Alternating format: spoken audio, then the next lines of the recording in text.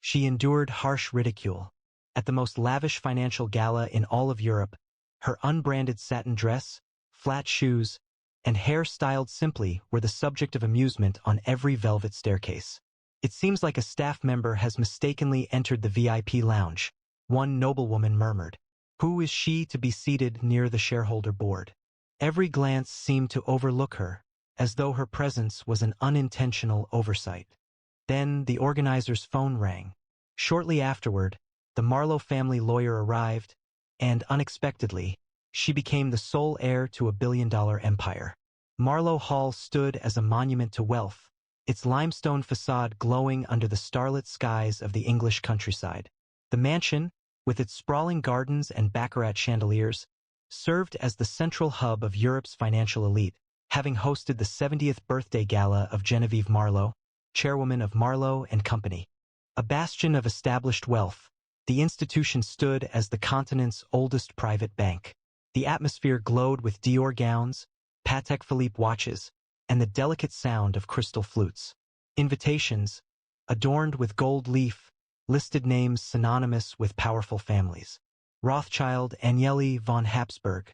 No media entered the iron gates. No guest not pre-approved stepped across the marble threshold. This was a realm shaped by heritage, where lineage held value and discretion was a fault. Behind the velvet ropes, a retired professor in Hong Kong observed a private live stream, his frail hands holding a faded photo, his eyes focused on a young woman's solitary grace. Eva Sinclair entered the grand hall, her satin dress, a soft ivory, unbranded, flowing simply, reflecting the chandelier light.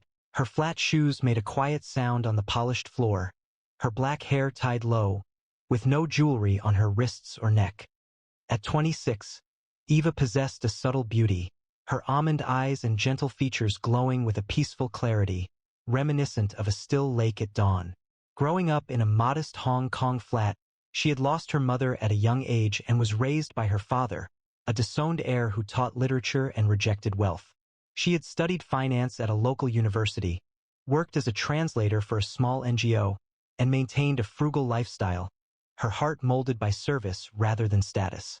She arrived this evening as the guest of Hans Berger, chairman of Switzerland's largest investment fund, her appearance unannounced, her understated style a surprise amidst the elaborate gowns and jewels.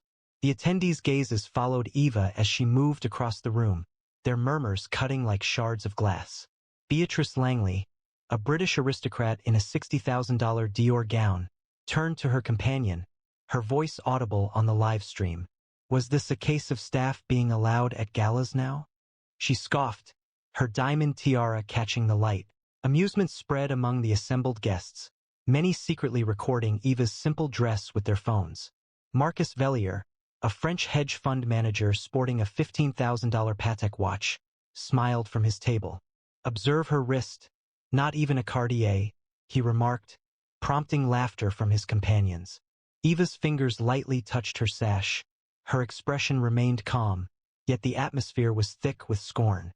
Her father's face on the live stream became strained, the insults feeling like a blow to his pride, and the audience pulsed with anger, a spark awaiting ignition. The ridicule intensified, evolving into a planned attack on Eva's appearance. A group of heiresses, adorned in $40,000 gowns, arranged themselves in a semicircle, their voices a poisonous chorus. She likely stumbled and unintentionally, one hissed, flinging a silk napkin towards Eva's feet, or worse, his short-term guest. Another displayed a jeweled phone, exclaiming, "She's a thrift store attendee. I bet she's never experienced a gala." Phones illuminated, their private messages harsh, while Marlowe focused on her, taking pictures of her plain shoes. A German banker loudly declared, "She's lowering the standards of this event."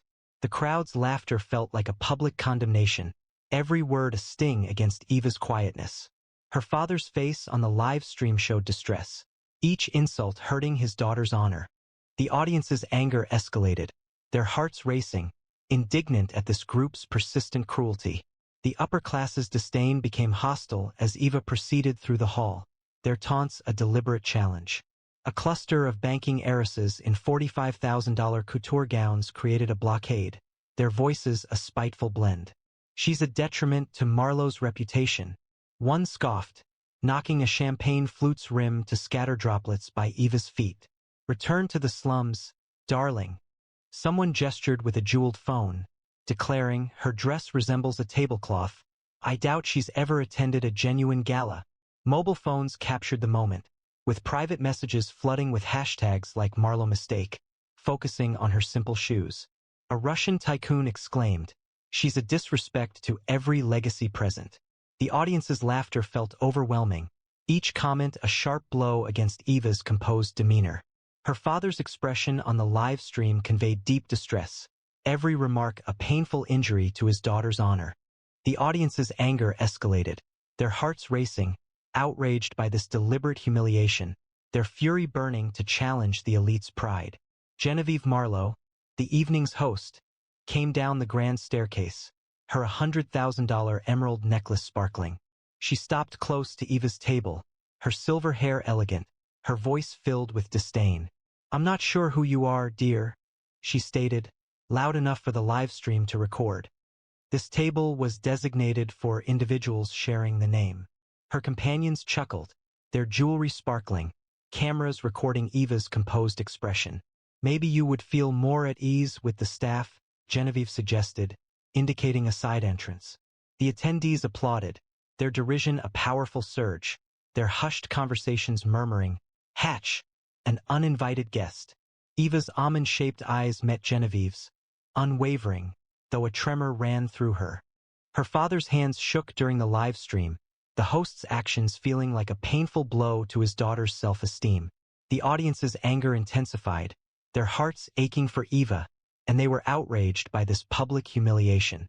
Genevieve Marlowe's contempt grew sharper, her statements intended as a calculated attack to harm Eva in front of the global elite. "You're not just out of place, you're an embarrassment," she stated, her $100,000 emerald necklace sparkling as she indicated Eva's satin dress. "Hans Berger seemed to have made a questionable decision in inviting you." A wave of laughter spread through her group, their diamonds sparkling, and cameras focused on Eva's simply styled hair. "You're a charity case, not a guest," Genevieve remarked, her words carried by the live stream's concealed microphones. "This hall is for established figures, not cast-offs." The attendees echoed, their disapproval a rising tide, their private conversations swirling. Had Marlowe felt shame? Eva's almond-shaped eyes held a controlled intensity, but her smile remained steady, a defense against the disappointment. Her father's hands trembled during the live stream. The public humiliation felt like a sharp blow to his daughter. The audience's anger was overwhelming, their sympathy directed towards Eva, while they were outraged by this woman's betrayal, now visible to everyone. The disapproval of the powerful became cruel, their words a poisonous chorus. Sylvia Reinhardt, a Dutch media heiress wearing a $50,000 couture dress, moved closer, her voice distinct within the room. She seemed insignificant, likely paid to attend, she remarked, her words carried by the live stream's concealed microphones. Her associates concurred, one adding, "Her father must also be unremarkable. No wonder he isn't present." Numerous notifications appeared, private messages rapidly spreading, focusing on Eva's simply styled hair. A British lord's daughter exclaimed, "She is a disgrace to Marlowe's heritage." The laughter intensified, each remark feeling like a painful blow aimed at Eva's heart. Her father's face on the live stream conveyed immense distress, each falsehood a blow to his daughter's reputation. The audience's outrage surged, their anger a powerful force directed at this planned act of cruelty, hoping for justice to dismantle the elite's sense of superiority. The gala's staff, accustomed to remaining unseen, participated in the derision with understated remarks. A waiter, offering champagne, stopped close to Eva, speaking in a quiet but clear tone. "Miss, the service entrance is that way," he said, gesturing toward a side door, his smirk reflected by nearby guests. "We don't typically seat guests of your kind at the main tables," he added, eliciting laughter from the elite. Numerous onlookers captured Eva's serene face, their private conversations circulating, a staff mistake. The crowd's approval felt like a stifling wave, their arrogance a public humiliation. Eva straightened her sash, her almond eyes steady, but her father's live stream feed displayed his face falling, the staff's involvement a new disappointment. The audience's anger intensified, their hearts racing at this display of institutional cruelty, their fury ignited, threatening to destroy the hall's dignity. The gala's staff, instructed to protect Marlowe Hall's reputation, added their disdain to the elite's insults with sharp remarks. A maitre d', elegantly dressed, stopped close to Eva's table, his voice dripping with derision.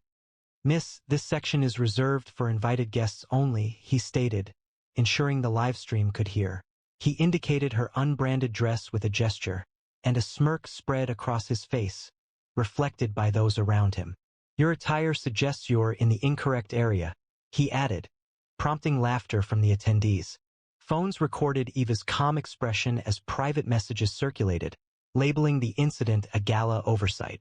The audience's agreement felt oppressive, their confidence a public embarrassment. Eva straightened her sash, her almond eyes steady, but her father's live stream revealed his face falling, the staff's involvement a new injury.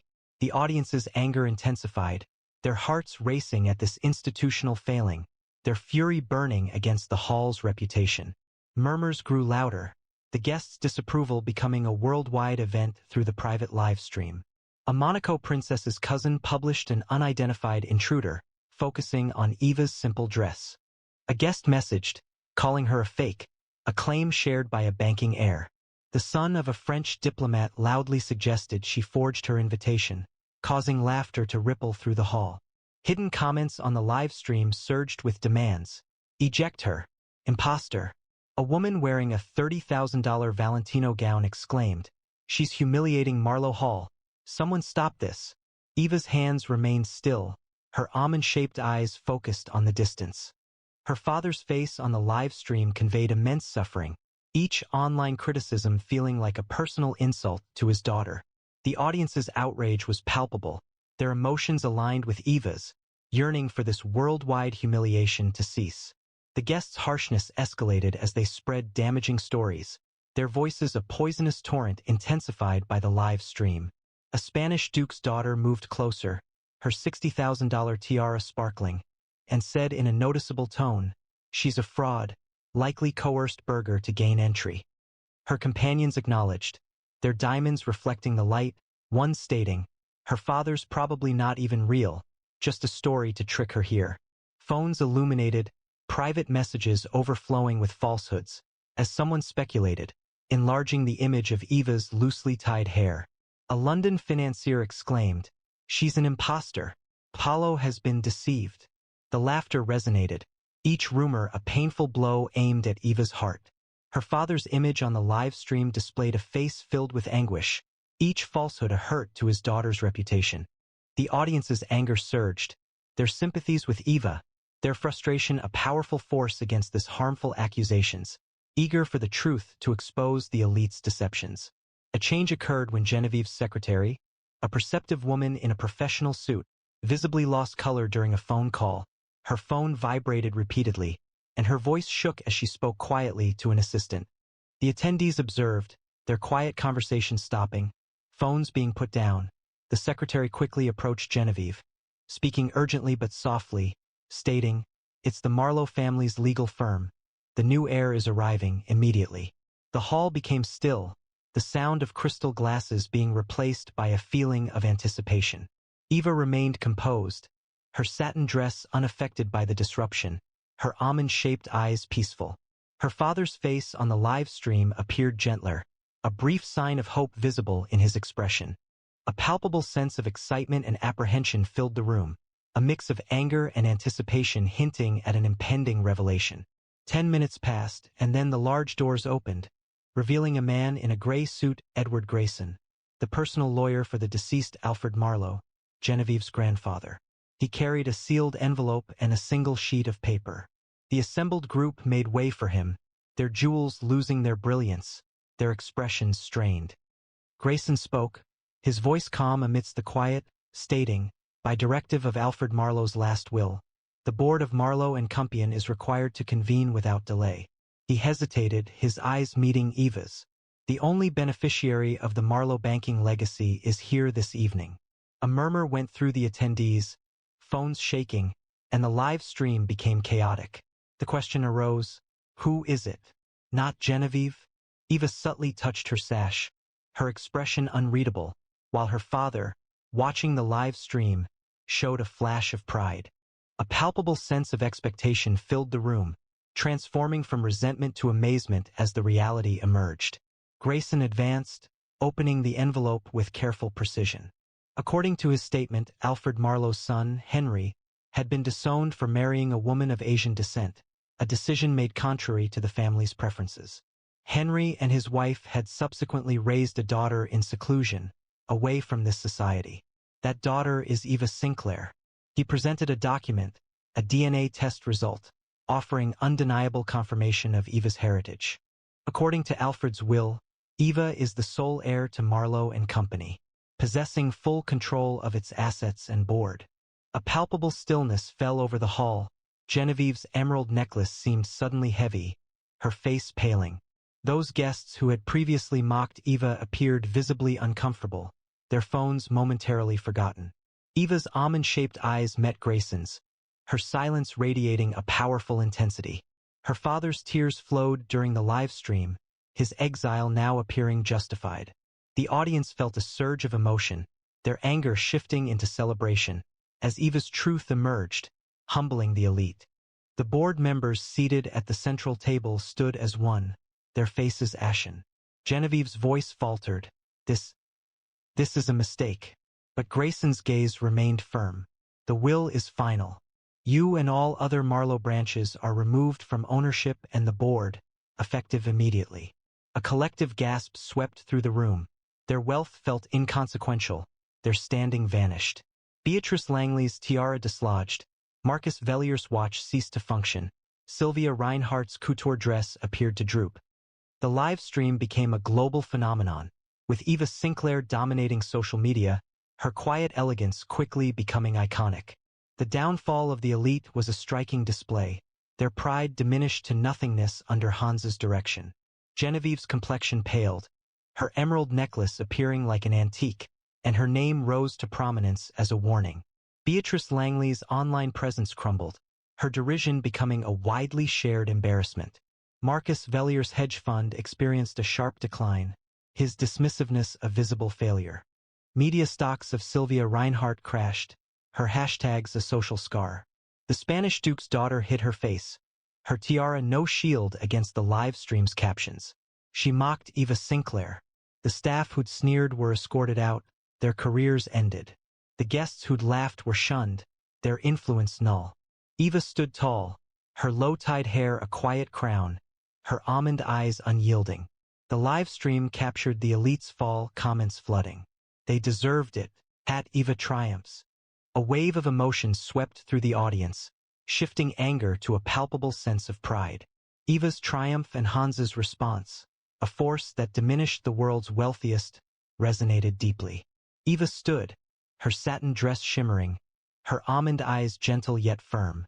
Applause erupted from the audience, mirroring the downfall of the elite's arrogance as it yielded to her understated strength. Hans Berger, the Swiss investment fund chairman, rose from his seat, his movement commanding absolute silence across the hall. You challenged Eva Sinclair, the rightful successor of Marlowe and Company, he stated, his steel-gray eyes blazing. Your wealth, your titles are meaningless when compared to her legacy.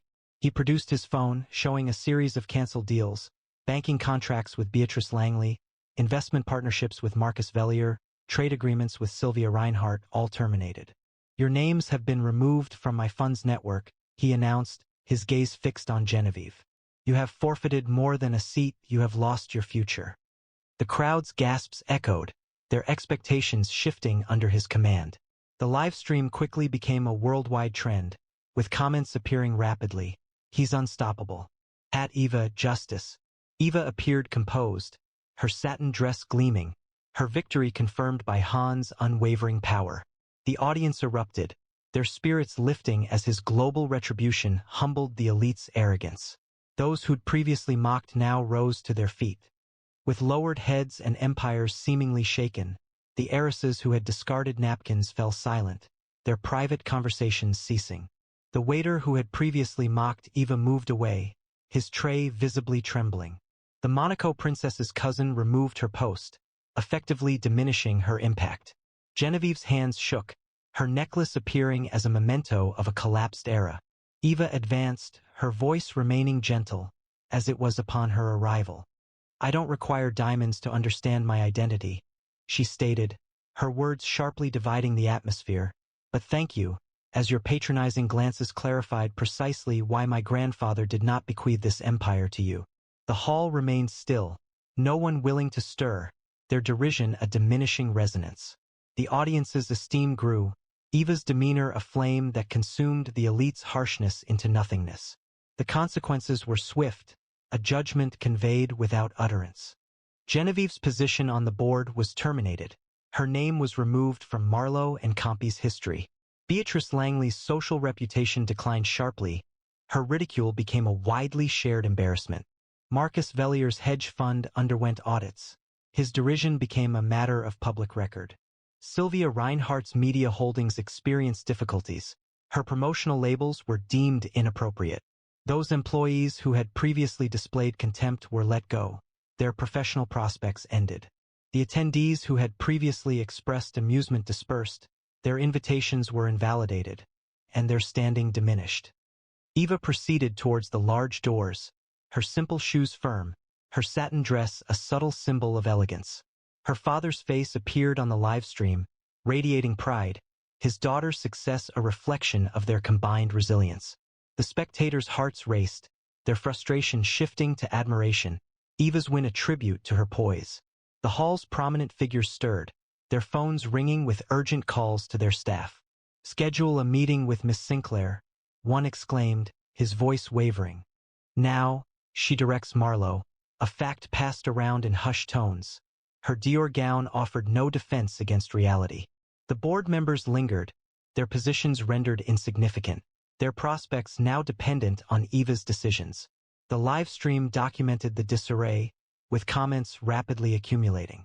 "She appears invincible, having established Eva's guidelines."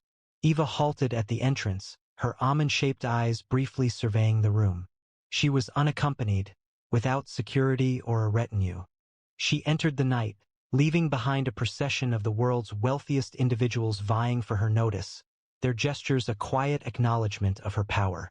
She possessed no aristocratic lineage, no jewelry adorning her wrist, no familiar name among them, but she held one distinction that none at Marlowe Hall did, a heritage that compelled the world's elite to show deference. Like, share, and subscribe for more stories like this, and tell us in the comments, would you have maintained your silence as Eva did? Entering the interview at a leading financial firm, she felt belittled by a panel who mocked her linen shirt and accused her of being a fraud. They dismissed her impressive resume, laughing, and declared, "You're no leader. Go fetch coffee." Despite the humiliation, Elena remained composed, concealing a secret that would dramatically alter their perception. Shortly thereafter, the CEO addressed her with deference, his voice wavering, "Madam Chairwoman." The Altera Group's headquarters dominated Manhattan's skyline, a glass monolith projecting power and prestige. Its lobby resembled a cathedral of wealth, featuring marble floors, gold-trimmed elevators, and a chandelier, comparable in size to a small car, scattering prisms across leather sofas. Altera was a financial titan managing trillion-dollar portfolios for governments, tech giants, and old money dynasties across Europe and beyond. The boardroom regularly welcomed Nobel laureates, and its executive suites saw a constant turnover of individuals from Ivy League institutions. The company fostered a demanding culture, where presentation held as much weight as skill, and an unsuitable suit could jeopardize a career. Altera's Instagram showcased its C-suite members wearing Armenian Rolexes, projecting a carefully constructed image of exclusivity. It was an environment where status served as protection, and those not belonging often faced rejection. Elena Royce entered the lobby, her white linen shirt crisp yet plain, her cream trousers tailored but understated, her flat shoes making no sound on the marble. At 39, she presented a striking image through her composure, with hazel eyes that conveyed both kindness and determination, dark hair styled in a low ponytail, and no cosmetics beyond a touch of lip balm. Her canvas tote held a notebook, a pen, and a well-worn copy of The Wealth of Nations. Elena possessed a legendary status in finance, holding a double MBA from Oxford and MIT. She had spent 15 years directing strategy for leading investment funds in Zurich, Singapore, and Boston, and had received personal endorsements from 3 global banking CEOs. A decade prior, she had designed Altera's recruitment system as a consultant, focusing on fairness and meritocracy, before transitioning to chair a private foundation. Today, Elena returned incognito to evaluate that system, presenting herself as an applicant for the position of Global Strategy Vice President. Her financial resources, connected to her husband's tech empire, were extensive but not readily apparent. She favored keeping it so. The receptionist, a young woman named Chloe with a neat bun and diamond earrings, observed Elena's attire and smiled faintly.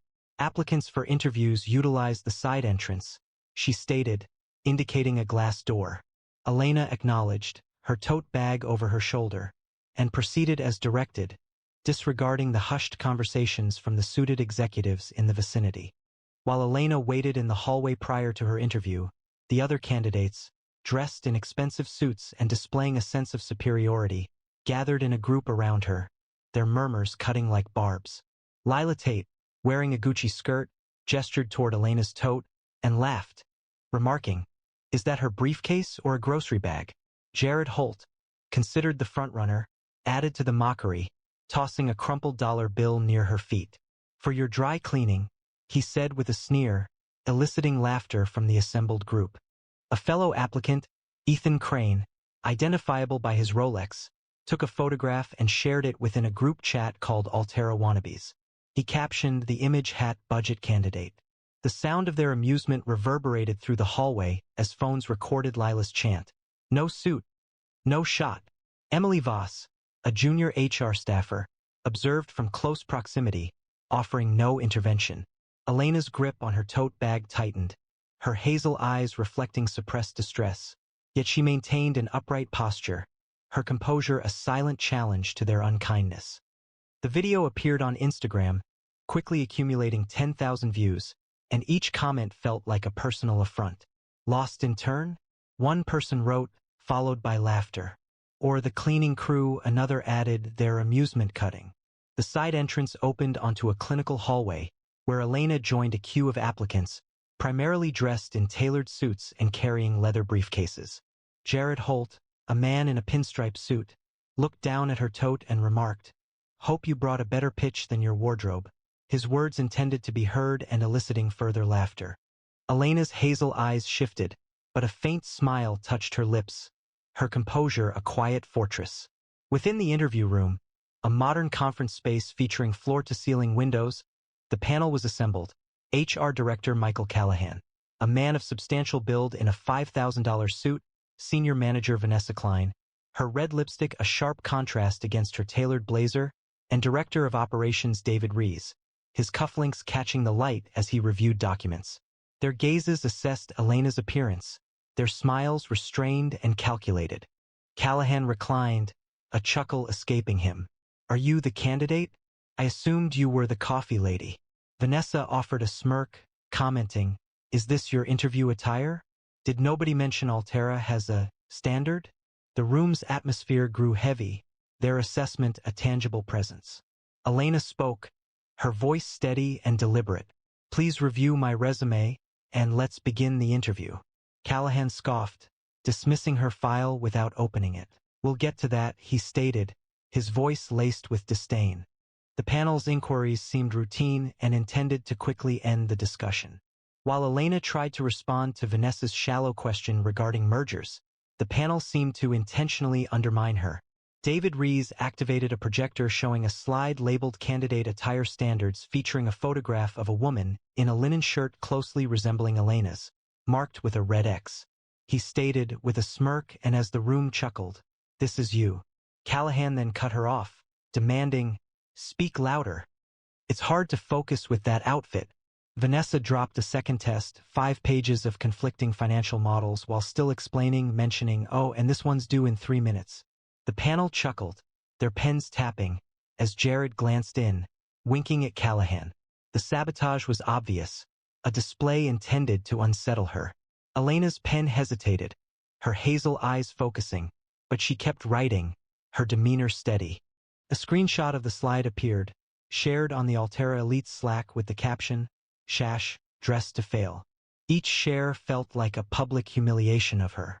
"Describe your experience with high-stakes mergers," Vanessa inquired, her pen tapping with impatience.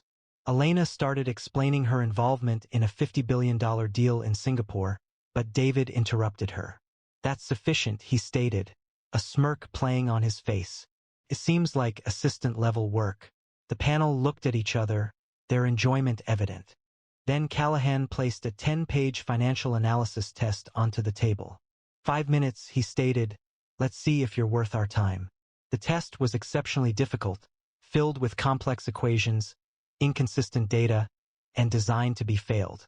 Elena reviewed it, her hazel eyes focusing, but she wrote consistently, her pen moving with accuracy. When the time ended, Vanessa took the papers, giving them only a brief look. "You don't align with our leadership culture," she stated, her voice resolute. The reasons given were incorrect attire, a lack of presence, and a poor test performance. Before Elena could reply, Jared Holt, the candidate waiting outside, entered, his pinstripe suit sharply visible. He had been previously chosen. His interview was a mere formality following a $200,000 donation to Callahan's private fund. Jared gave Vanessa a wink, and she returned the gesture, moving his file to the top. "Now this is leadership material," she announced, making certain Elena heard. The panel chuckled. Callahan patted Jared's shoulder. "You're our guy," he stated, disregarding Elena's presence. The room's established order was evident. Wealth and appearances held more value than qualifications. Elena rose, holding her tote, and inclined her head, her voice calm but resolute. "I am unaware of any candidate so remarkable that the panel would dismiss all established criteria, encompassing experience and ethics. However, if a financial offering is sufficient to influence a decision, then today's assessment is superfluous." A palpable silence fell. Callahan's face flushed, his hand striking the table as he rose. "Are you suggesting we solicit bribes?" he demanded. "Do you have any understanding of who you're addressing? This is a leading financial conglomerate, not a venue for unfounded claims." Vanessa's slight smile disappeared, and her pen fell from her hand. David moved closer, his tone sharp. "You display a remarkable lack of respect, madam. It's no surprise you present yourself so plainly." The other candidates in the hallway, looking through the glass, murmured, "She's finished." Elena remained unmoved. She met Callahan's gaze, her voice calm and measured. "I know precisely who I am addressing," she stated, "and with equal clarity, who is not worthy of a place at this table." A profound silence filled the room, unsettling the panel, their eyes shifting with unease. As Elena's words lingered, Vanessa turned to David, her whisper carrying through the space. "She is likely a dissatisfied employee seeking legal action," she remarked with a smirk. "Observe her closely. It seems likely she created her resume at a public library." The interview panel reacted with laughter, their voices cutting, as Jared joined in, offering a playful salute to Elena. "Better luck at the temp agency," he remarked, high-fiving David. Candidates in the hallway quietly chuckled, recording the interaction on their phones for a private Slack channel named All Terra Elites. The video circulated rapidly, accompanied by captions like, "Our coffee lady crashes." Comments followed, including dismissive remarks like, "What a loser! Fire her already." Elena's fingers gripped her tote, her hazel eyes unwavering. However, the shame felt palpable, enveloping her like smoke. She remained silent, her dignity serving as a defense against their harshness. The panel's derision intensified. One man, still visibly angered, snatched Elena's test and ripped it in half, throwing the fragments onto the table. "This is our assessment of your abilities," he declared, his voice resonant. "You are consuming our time." Vanessa rose, the sound of her heels sharp, and indicated Elena's tote. "Check that bag before she leaves," she instructed a security guard stationed by the door. She added, "I wouldn't be surprised if she's got company pens in there." The guard, a stocky man named Victor, smirked and approached, his radio emitting static. "Open it, ma'am," he said, his tone suggesting suspicion. Elena calmly unzipped her tote, displaying only her notebook and book. But the guard shook his head, murmuring, "Shady." The panel chuckled. With Jared taking a photo, the flash illuminated Elena's face. An image appeared on Twitter, labeled as an all-terror rejection, and quickly gained 5,000 retweets. Elena's jaw clenched, but she secured her tote, maintaining her composure. Beyond the glass walls, the other candidates created a barrier, their murmured comments forming a wave of disapproval. "No wonder she's struggling," one remarked, a woman in a Gucci skirt named Lila Tate. Another, a man wearing a Tom Ford suit, added, "I'll wager she's never been in a boardroom." The sound of their laughter resonated, phones recording as Elena passed by, her apartment quiet. Lila created a TikTok, adding her commentary over the video. "This is why Altera's elite. We don't allow just anyone in." The video quickly reached 50,000 views, each share feeling like a public embarrassment.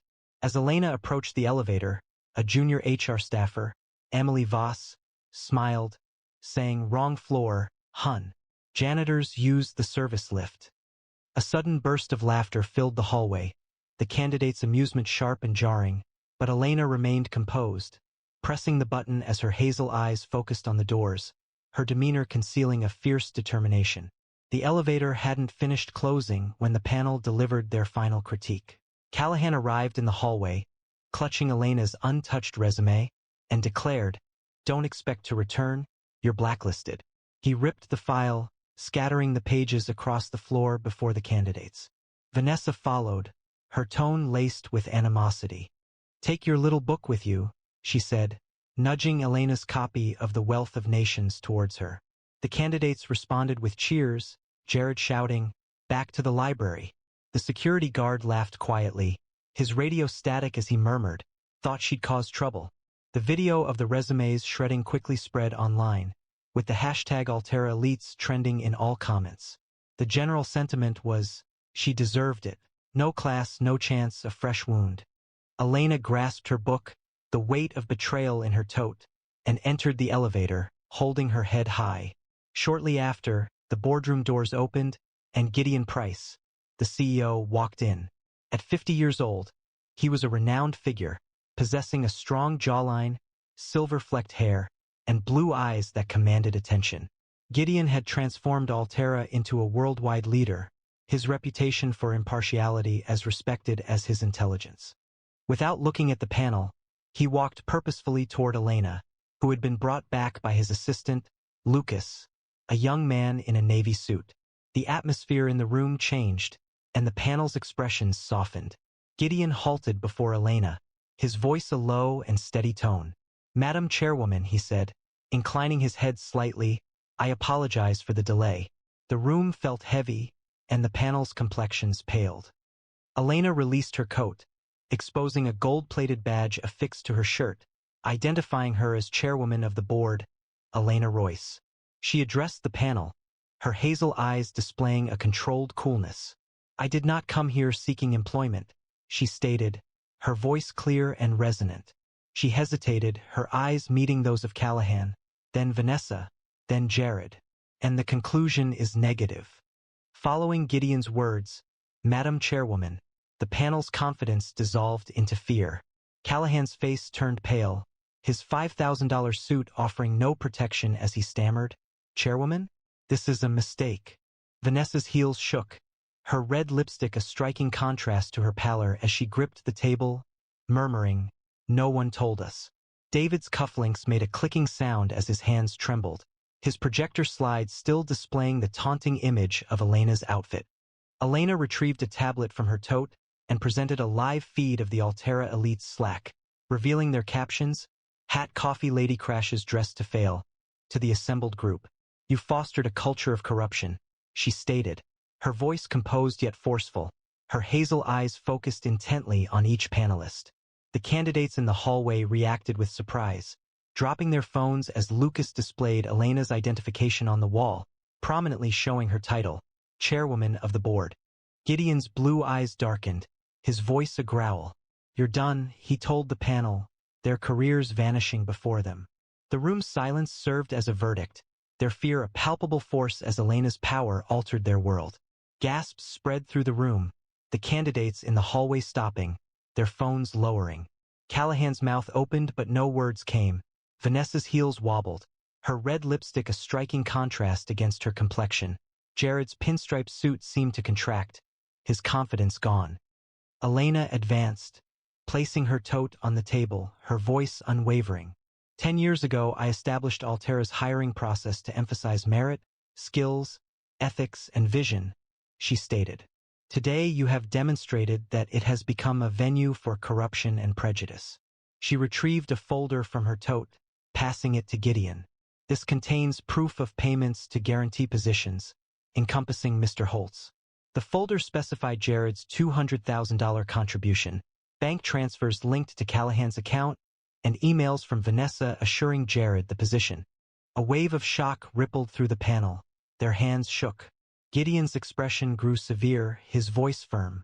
He announced, effective immediately, Mr. Callahan, Ms. Klein, Mr. Reese, and Mr. Holt are suspended pending investigation. The security guard, Victor, visibly lost color, his radio unresponsive as Lucas led him away. The consequences were substantial. By noon, Altera's board initiated a comprehensive inquiry, revealing a system of compensated roles and discriminatory behaviors.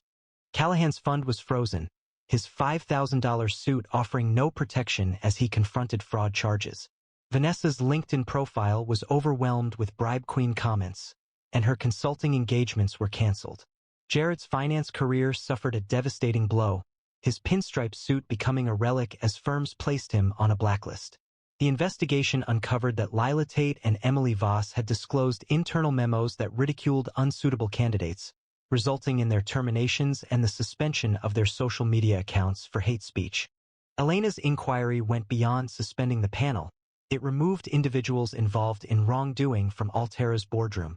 She called for an urgent board meeting, appearing with a linen shirt illuminated by the chandeliers, and presented a file detailing 20 managers connected to the bribery scheme, their names displayed on a screen. The board, previously unconcerned with reputation concerns, remained motionless, their professional attire providing no protection as Elena's voice resonated. You facilitated a process that traded trust for money. Sarah Holt, Callahan's deputy and the individual who had approved Jared's deal, visibly lost color as security personnel led her away. A palpable change in the room's atmosphere occurred, with directors visibly shaken as Elena implemented the Royce standard, requiring ethics audits for every new hire. The Financial Times broadcast her speech live, her tote bag visible on the podium as she stated, Altera will lead by merit or it will not lead at all. Online platforms celebrated her, with the hashtag BoardroomBestrending gaining traction, each message acknowledging her bold leadership. The LinkedIn profiles of the removed managers disappeared, their apprehension regarding Elena's determination leaving a lasting impression. The Street Journal published a front-page article detailing the Altera scandal, highlighting bribery and bias within the financial giant. Social media exploded, with at Altera becoming a global trending topic, users posting commentary. They ridiculed her shirt, now they are without employment. The hallway candidates, previously Elena's detractors, confronted a public accounting as Lucas broadcast the interview recordings to Altera's internal network. Lila Tate's Gucci skirt appeared to droop as a TikTok video making fun of Elena appeared. Her face flushed as colleagues murmured, "That's her." Jared's dollar toss played again, his pinstripe suit offering no protection. As gasps echoed in the hallway, his Altera-inspired group chat, with 200 members, was revealed, causing embarrassment.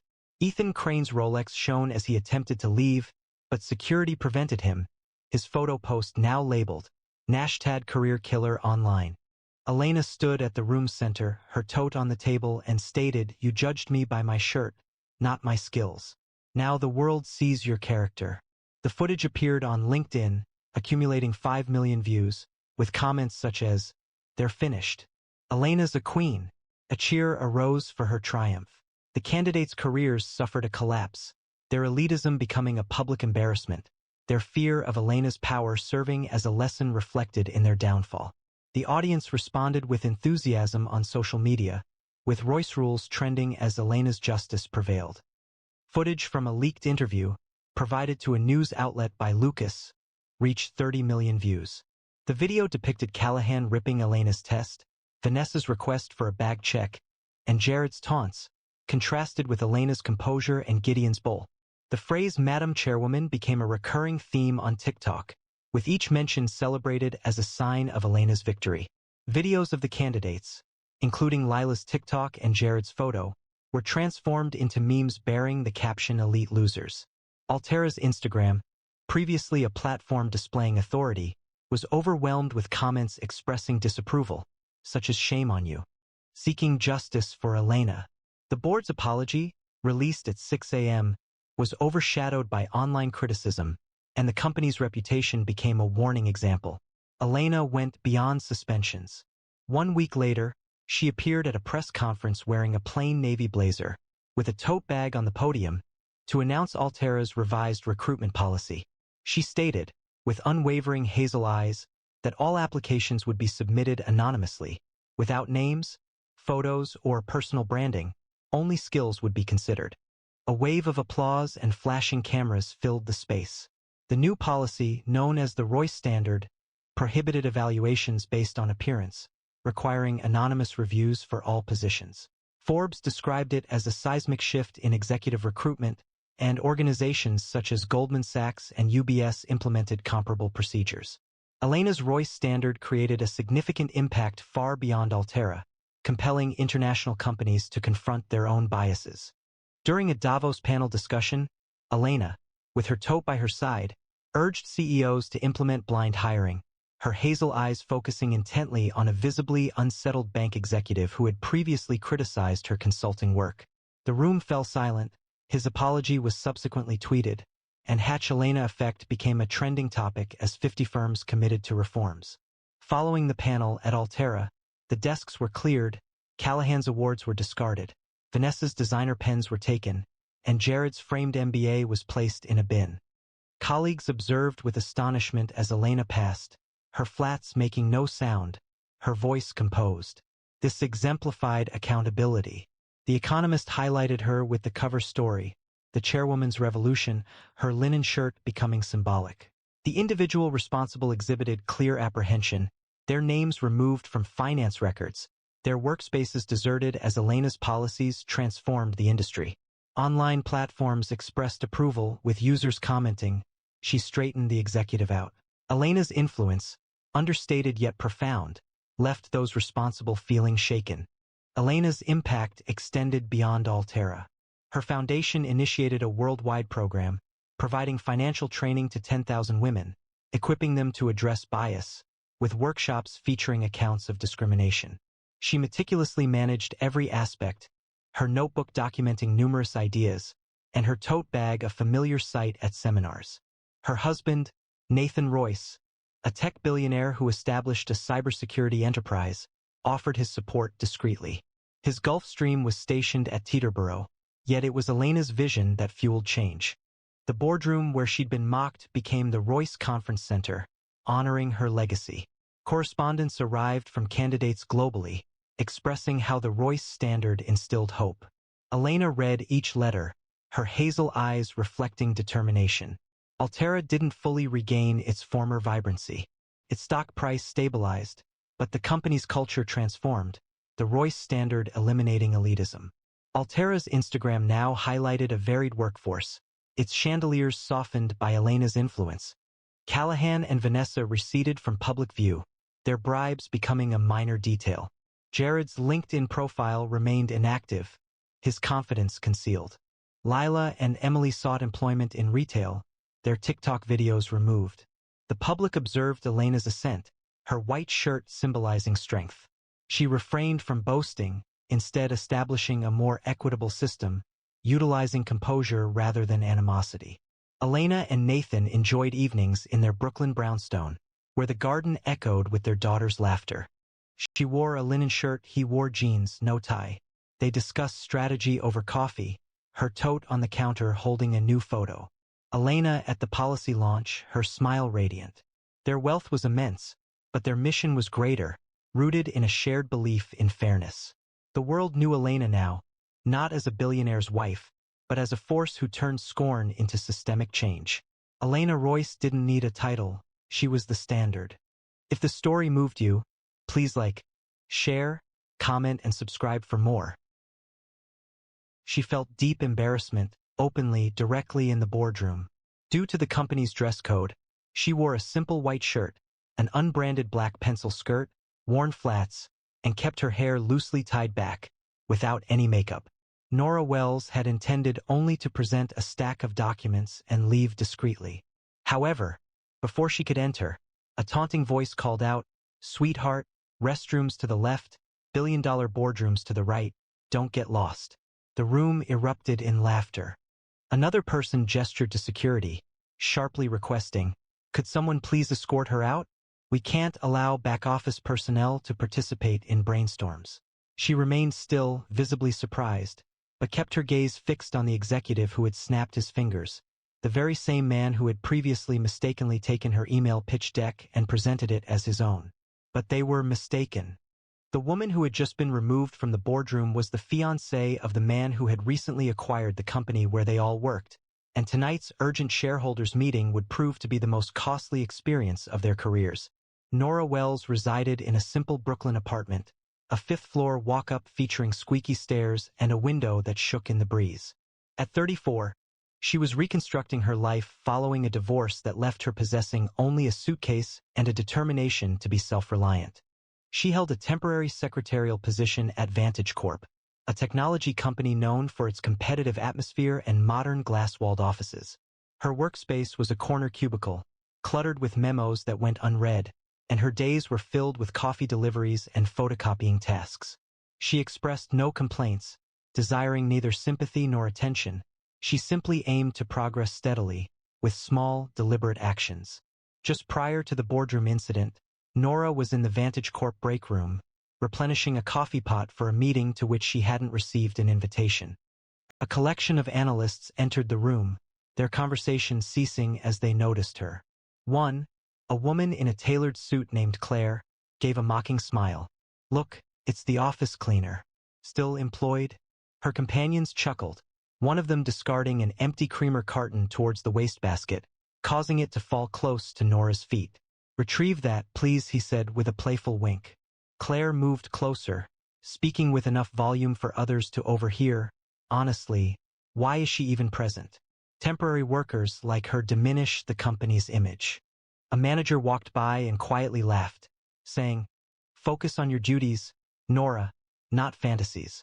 A ripple of quiet amusement spread through the room, with glances directed at Nora as she deliberately cleaned the counter, her hands sure, but her jaw clenched.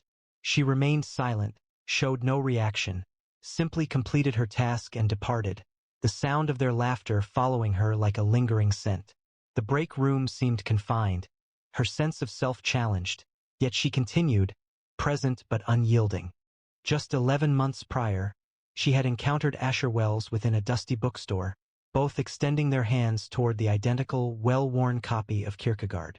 He presented as quiet, wearing faded jeans, wire-rimmed glasses, and possessing a smile that felt familiar. They engaged in conversation for hours, philosophical discussions intertwined with laughter, and by the time they departed, Nora's self-imposed restriction against rapid attachment began to weaken. Asher seemed different. He did not display his affluence, although she perceived it through subtle details, like the quality of his watch, which he never mentioned. She never inquired about his financial status. It held no importance to her. Following the pain of her previous relationship, she had resolved to rely on no one. Affection, in her view, meant partnership, not dependence. Nora concealed her employment, even from Asher. When he questioned her about her day, she would reply, "Just paperwork," and redirect the discussion toward literature or aspirations. She preferred it that way. Her difficulties were personal, not his responsibility to resolve. At Vantage Core, she remained unobtrusive, a temporary worker who merged seamlessly into the environment. Her white shirt was clean but unremarkable, her skirt purchased at a discounted price, her flats worn from journeys on the subway, her chestnut hair, habitually tied back loosely, highlighted a face that possessed a natural radiance. despite the fact that no one at the firm acknowledged it. They perceived her as insignificant, unaware that she was once the founder of an AI startup, built entirely from scratch, only to have it taken from her. One morning, Nora was assigned the job of organizing mail within Vantage Corp's main office, a glass enclosure where executives displayed their influence. While walking past, Paul Cantor noticed her and called out, "Hey, delivery girl, do you have anything for me? Are you just here to appear busy?" His laughter attracted attention, with assistants smiling from their workstations. He bent down, quickly looking through her stack, dropping envelopes without care. "Bet you don't even know what's in these. Big money stuff, not your level." A coworker added, "Yeah, stick to basic supplies and coffee, sweetheart." Someone quickly shared a video online, showing her dropping the mail, a classic blunder. Criticism accumulated, questions arose about her presence. Nora continued her task, her movements accurate, her expression unreadable. A less experienced employee remarked, "She's like a fixture, helpful, unremarkable." The workspace resonated with derision, words that she neither avoided nor allowed to affect her. She completed her work, departed without a word, her resilience a hidden power they failed to recognize. On Wednesday, Nora was dispatched to the 42nd floor boardroom with a collection of funding reports. She had previously visited that location once, delivering pens, and understood the importance of brevity. The room exuded authority, with a mahogany table, floor-to-ceiling windows, and executives in tailored suits casually discussing billions as if they were small amounts. She tapped gently, but the door opened abruptly, interrupting a sentence and drawing unwanted attention. The development director, Greg Harlan, paused his presentation, his laughter suddenly brittle. "Restrooms are to the left, billion-dollar boardrooms to the right. Be careful not to get disoriented," he remarked. Amusement spread through the room, chairs groaning as heads turned. Nora held the reports tightly, her expression composed despite her accelerated pulse. Another executive, Paul Cantor, smirked, commenting that the janitorial staff these days showed considerable nerve. A third, Victor Reese, raised his coffee mug with a knowing look. "Take this back down, please," he said. "It's a bit watery." He added, "Next time knock before entering." The room erupted in renewed laughter, their gazes fixed on her as if she were an exhibit. The most difficult encounter was with Greg, the man who had taken her pitch deck 2 years prior. It was a neural net concept she had emailed in confidence, and she watched as he presented it as his own innovation at a conference. She had been working as a temporary employee then, voiceless and unable to challenge him. She offered a slight smile, a courteous nod, and turned to depart, her flats making no sound on the marble. There were no spoken words, no objections, only a sustained look that held Greg's gaze a moment too long. The door closed behind her, their laughter muted but still painful. Returning to her cubicle, she arranged the reports in an orderly fashion, her hands remaining calm. She exhibited no tears, no outbursts.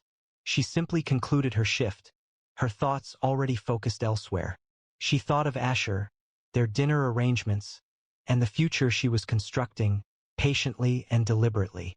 Following a late shift, Nora awaited the elevator, her arms laden with files she's been instructed to reorganize by a mocking manager. Victor Reese entered, his cologne noticeable, his phone held to his ear. He looked at her, a smirk playing on his lips, and said into the call, "Yeah, some temps are using the lift." He added, "I bet she's lost again." He ended the call, turning to her. "You know, Nora, you're like a ghost here. Nobody seems to notice you." His laugh was sharp, amplified by 2 assistants who followed him, one copying her weary stance. "Carrying all that junk? Is this a movie, playing secretary?" Mother questioned. Someone nearby took a picture, sharing it online with the caption, "Temp life, sad and overloaded." Victor laughed, emerging as the doors slid open, playfully remarking, "Don't trip, dear. Wouldn't want you lingering." Nora remained motionless, her gaze unwavering, her quietness a defense. The elevator descended, its motor a low drone, carrying her downwards. Their unkindness was a burden she carried, but it didn't crush her. That afternoon, Vantage Corp's internal network failed due to a single email, urgent. Shareholder update. An unidentified fund had obtained 82% of the company's shares, taking effect immediately. Rumors spread quickly amongst the workstations. Would there be layoffs? Word of potential bankruptcy prompted an emergency board meeting scheduled for 6 p.m. Attendance was required for all senior staff. Nora noticed the email, her expression concerned, but dismissed it. She wasn't part of the senior team. She left work at 5 p.m., her bag over her shoulder, and went to meet Asher at their usual diner. While a company-wide meeting took place in the auditorium, Nora was tasked with distributing agendas, moving between lines of talking employees. Greg Harlan, on stage, noticed her and stopped speaking. "It seems our coffee server misplaced herself once more," he remarked, smiling as the audience chuckled. He signaled for her to approach, accepting an agenda and displaying it dramatically. "Nora, isn't it? Tell us, what does a temporary employee think of our major initiatives?" The room erupted in jeers, with one person yelling, "Back to the copy room." An assistant recorded the incident, sharing it online with the caption, "Temp gets roasted, priceless." Greg tossed the agenda back, grinning, "Focus on retrieval, not analysis, all right?" Co-workers murmured amongst themselves, their gazes pointedly noting her simple blouse and her reserved demeanor. Nora distributed the final papers, her action steady, her expression resolute. She departed the platform, their mirth a wave she traversed, her composure a beacon that could not be lessened. At the diner, Asher was less talkative than normal, his fingers drumming on the tabletop. "Something significant is occurring," he stated, his voice subdued. "Do you trust me?" Nora affirmed, intrigued, but withholding questions. He smiled, a brief spark of amusement in his eyes. "Excellent. I require you to accompany me this evening to a place of importance." She paused. The dust lay thick on her flats, and her shirt was a little creased, yet his hand on hers felt firm and reassuring. "Okay," she said, her pulse quickening. She wasn't sure of their destination, but with Asher she always felt secure. One lunch hour, Nora found herself alone in the Vantage Core cafeteria, rereading a memo she had typed.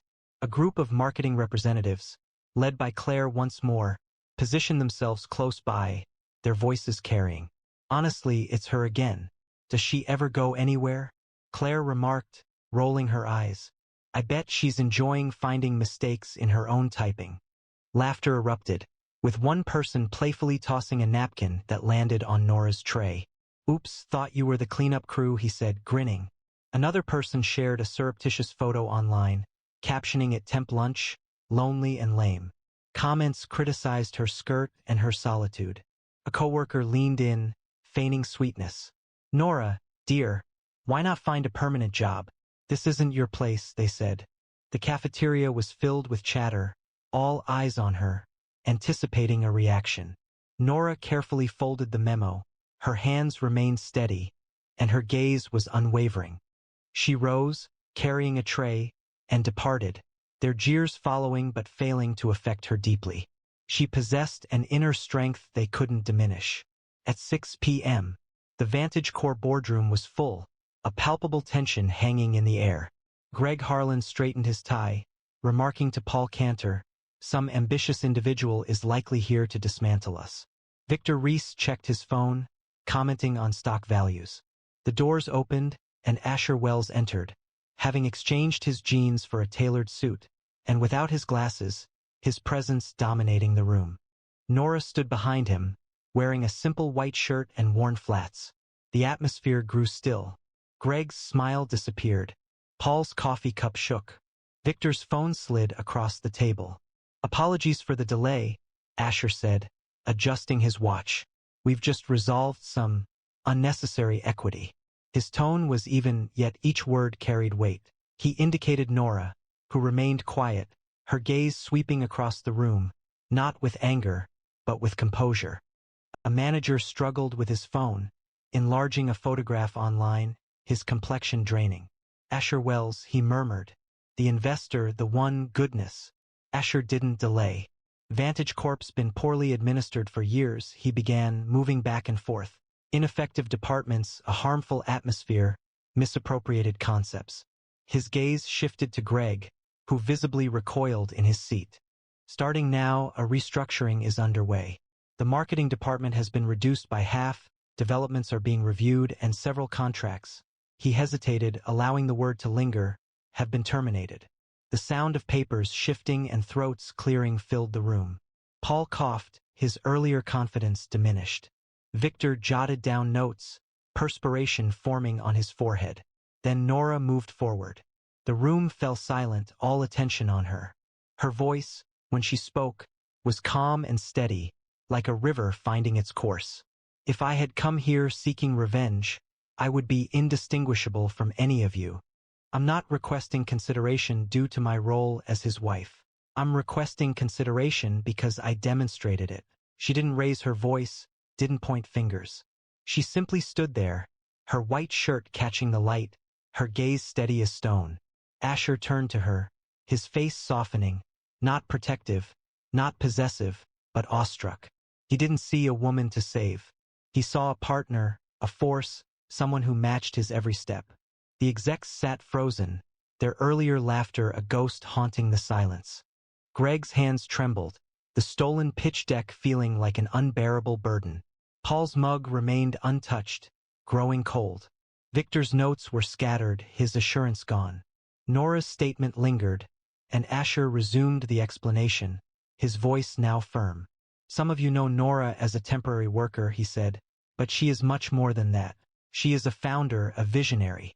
And you, he directed his gaze at Greg, then Paul, then Victor, attempted to diminish her.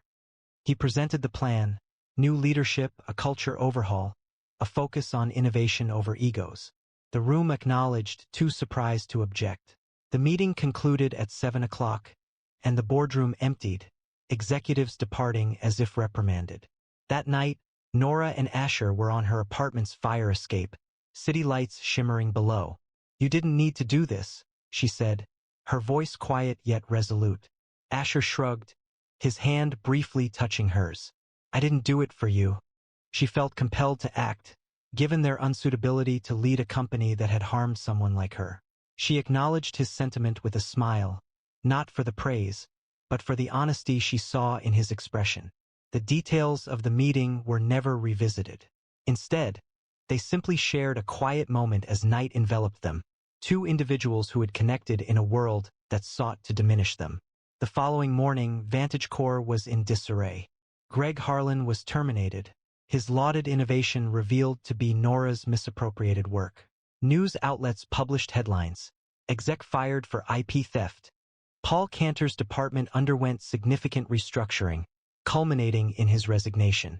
Victor Reese retained his position, though his authority diminished, signified by the abandonment of his coffee mug.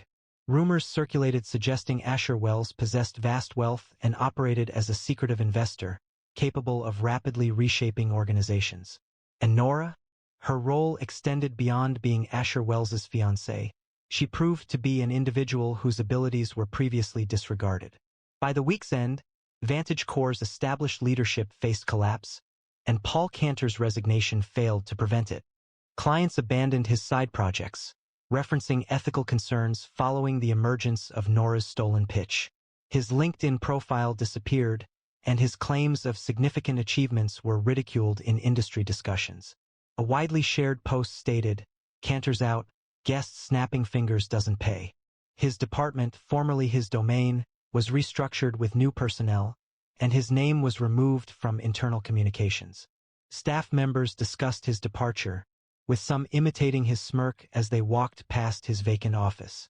Paul attempted to present proposals to competitors, but was consistently rejected. Many questioned the character of a man who had spoken dismissively of a brilliant mind. The coffee mug he left behind was discarded, marking a conclusive end to his period of influence.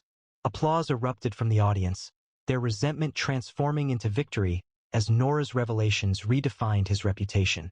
A week later, a journalist representing TechBit conducted a more thorough investigation, revealing details of Nora's history. She had established Neuropath, an AI startup, at the age of 27. Her algorithms were exceptionally innovative, predictive models with the potential to significantly improve healthcare. Her partners, connected to Vantage Core's initial investors, had acted against her, altering patents to exclude her. She had contested this in court, lost all she possessed, and subsequently left. A divorce followed, with her former spouse aligning with those who prevailed. Nora remained composed. She began anew, accepting temporary employment and steadily reconstructing her life. The article gained widespread attention, highlighting the promising talent they attempted to suppress. Victor Reese's decline was gradual, yet equally severe. His former authority diminished as Nora's vision gained prominence. His professional relationships deteriorated as people remembered his past behavior, including his hurtful comments and subtle criticisms. A released email revealed his disparaging remarks about her, which was now widely circulated online under the title Reese's Big Mississippi. His presentations failed, with clients expressing concerns about his integrity. He was reassigned to a smaller workspace, while his former corner office was given to Nora, a coder she had previously guided. Public opinion turned against him, with online commentary focused on his downfall. His presence diminished, his voice barely audible during meetings. The board retained him, but as a cautionary example, a remnant of hubris, eclipsed by Nora's brilliance. The audience erupted, their hands raised in triumph as his derision dissolved. Nora's power the definitive statement. Staff at Vantage Corps viewed the performance and recognized the pattern. The temporary employee they had disregarded was exceptional. She was a visionary who prioritized humility over retribution. Some experienced regret, recalling dismissive remarks in the break room. Others felt admiration, passing her former cubicle as if it were a sacred space. Nora did not revel in the attention. She continued her work, now operating from a modest office Asher had established, prioritizing utility over appearances. She was developing concepts, innovative systems, more equitable hiring practices, and fostering a work environment where everyone felt valued. One evening, Asher scheduled a gathering, choosing the cafeteria, where the genuine efforts occurred instead of the boardroom. Cleaners, clerks, and coders occupied the space, their expressions showing interest. "I'm not intending to lead this place permanently," Asher stated, speaking directly. "I'm here to resolve its issues, and I can't accomplish that without her." He nodded to Nora, who stood close by, her flat still showing wear, her shirt still simple. She didn't acknowledge the applause with a smile. Instead, she spoke, her words direct and honest. "Vantage Corps is failing because it prioritized egos over ideas," she stated. "I understand what it's like to be where you are, to be ignored, to be disregarded. That changes now. We are creating a company where your contributions are valued, not your position." The room was silent, completely attentive. A janitor nodded, his eyes shining. A coder raised her hand, suggesting an app she had previously hesitated to present. Nora listened intently, taking notes with sharp focus. When she finished, the cafeteria was filled with a sense of potential, rather than fear. Several weeks passed before the media frenzy began. Secretary Mary's billionaire investor. The tabloids declared, publishing photographs of Nora's flats and Asher's watch. Nora chose to disregard the attention, but a TechBit journalist continued to investigate, positioning her as the central figure of the narrative. Nora Wells didn't return. She constructed a new pathway, the article stated, outlining her startup's challenges, her unwavering spirit, and her progress. Public reaction was immediate. Many proclaimed Nora Wells as the leader needed. Vantage Corps stock, initially unstable, increased significantly as customers lauded the updated approach. Nora's selection as Chief of Culture and Innovation wasn't a simple occurrence. It signaled a significant shift. She entered her initial board meeting, not in a formal suit, but in her standard skirt and shirt. The assembled members rose, not from intimidation, but from deference. Greg's seat was vacant, Paul's nameplate removed. Victor remained composed, his voice quiet. Nora made no triumphant statements. She articulated her vision, transparency, mentorship, prioritizing ideas over hierarchy. A junior analyst proposed a solution for their AI platform. Nora acknowledged him, offering him a marker. "Let it," she instructed. The room seemed to release its breath, reinvigorated. The wedding proceeded discreetly. There was no media coverage, no spectacle. Nora wore a simple dress and Asher wore a plain suit. They selected a Brooklyn rooftop, where string lights gently swayed in the breeze. The guest list was carefully curated. It included 100 women from VantageCore lowest floors, receptionists, coders, and cleaners. Everyone received a personal, handwritten invitation, written in Nora's characteristic neat and welcoming style. The ceremony focused not on displays of authority, but on a reimagining of it. A clerk recited a poem she composed, her voice filled with emotion. A coder offered a toast, praising Nora for recognizing them. Asher observed, holding Nora's hand, his expression conveying volumes. This represented their community, collaboratively created. During the press conference a few days afterward, photographers crowded around, but Asher kept his remarks concise. "I didn't acquire this company because she's my wife," he stated, his voice calm. "I acquired it because they previously attempted to undermine the most exceptional woman I've ever known." He moved aside, allowing Nora to take the microphone. She spoke briefly, simply thanking her team, her gaze directed towards the women in the back, her guests, her supporters. The audience erupted, not for material gain or retribution, but for a woman who had transformed suffering into a meaningful mission. The operational center shifted. Hallways formerly bleak now resonated with innovation. A more sustainable proposal for environmentally friendly supplies was approved, her name included in the policy. The launch of a coder's application was celebrated, with her joyful expression featured on the company blog. Nora's office remained accessible, her door consistently unlocked. She dedicated extra hours, driven by genuine commitment. Her efforts encompassed every memo, every meeting, and every opportunity to restore what was damaged. One peaceful evening, Nora and Asher strolled through that familiar bookstore, their fingers lightly touching as they examined the books. She selected a volume, not Kierkegaard, but a recent AI journal, where her name appeared in a published article. A faint, genuine smile touched her lips, and she tucked it away. It wasn't necessary to voice it. The world they had created was sufficient, robust, equitable, and belonged to them. If this narrative resonated with you even slightly, please comment, share, and subscribe for additional content.